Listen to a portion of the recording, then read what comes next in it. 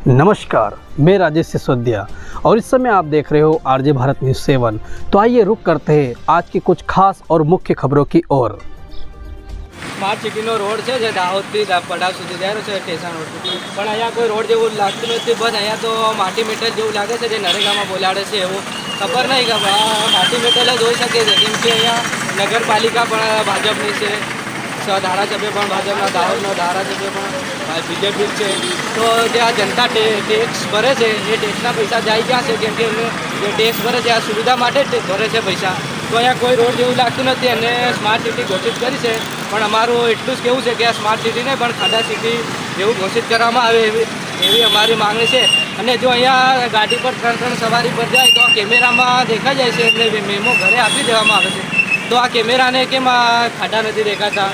તો એનો જવાબદાર કોણ? તો અહીંયા કંઈ પણ એક્સિડન્ટ થાય એનો જવાબદાર દાહોદ નગરપાલિકા અને ભાજપ સરકાર રહેશે। તો બધા અધિકારીઓ તો શું છે જે ભાજપથી દબાયેલા હોય છે અને બોલવા જાય તો એમને ટકાવારી ચાલે અને બોલવા જાય એટલે એને સસ્પેન્ડ કરી દેવામાં આવે અથવા કચ્છ ભુજ બાજુ બદલી કરી દેવામાં આવે। અને દાહોદમાં રહે તો શું બધું ટુ વ્હીલર લઈને આવે અને ફોર વ્હીલરીઓ કરીને બંગલા ભણાવીને જતા રહેશે દાહોદમાંથી બહાર, જે બહારના સૌરાષ્ટ્ર બાજુના अधिकारीઓ આવેલા હોય છે।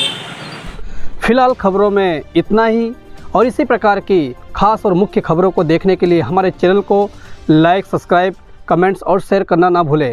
बने रहिए आरजे भारत न्यूज़ 7 में और देखते रहिए आरजे भारत न्यूज़ 7। इसी के साथ मैं आपका मित्र राजेश सिसोदिया आपसे विदा लेता हूँ। जय हिंद, जय भारत, नमस्कार।